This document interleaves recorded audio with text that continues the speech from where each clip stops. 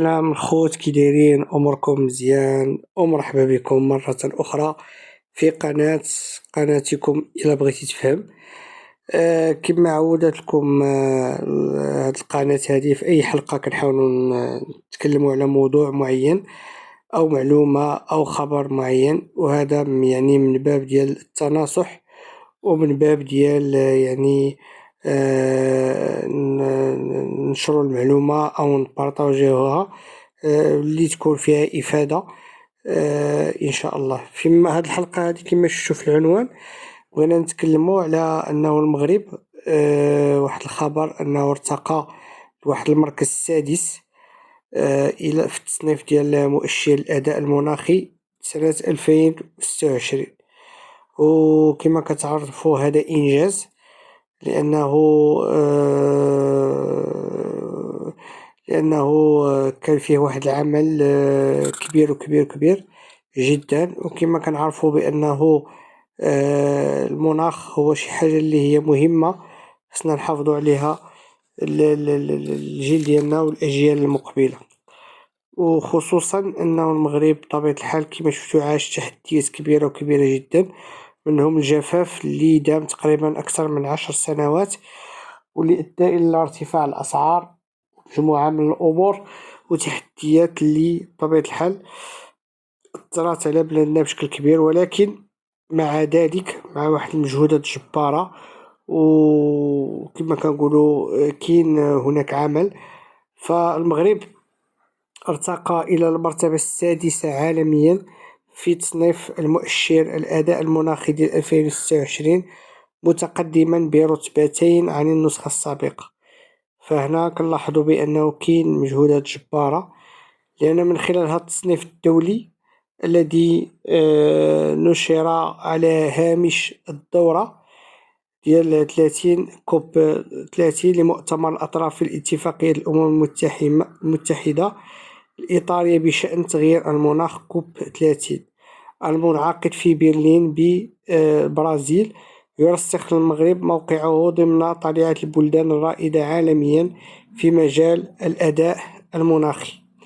ويقيم التقرير مؤشر أداء المناخي جهود حد من انبعاثات في 63 بلدة، إضافة إلى الاتحاد الأوروبي، والتي تمثل أكثر من 90% من الانبعاثات العالمية لغازات الاحتباس الحراري. وكنعرفوا هذا الاحتباس الحراري هي واحد الظاهرة اللي هي بطبيعة الحال كتأثر على المناخ ديال البلاد. فأشار الخبراء في هذا السياق إلى مراجعة مساهمات محددة وطنيا، وكذا مخطط التخلي عن استخدام الفحم في أفق سنة 2040 بما ينسجم مع الأهداف اتفاق باريس للمناخ.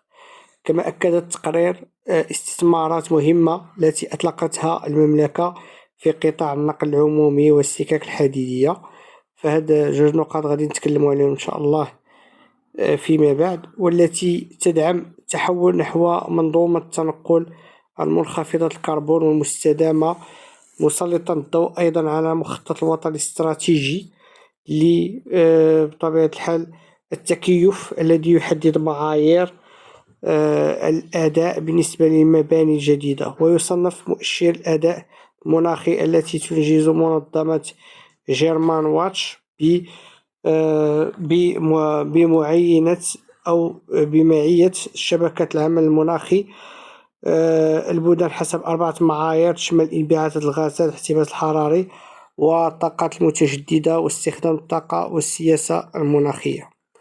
فكما شفتوا بأنه المغرب بطبيعة الحال بعد واحد المجهودات وبعد العمل يعني الجاد، فالمغرب ارتقى لواحد المركز السادس بطبيعة الحال عالميا.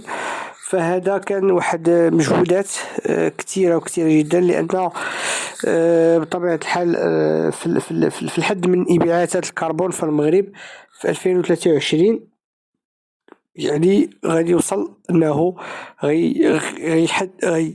غيحدد من انبعاثات ديال انبعاثات الكربون.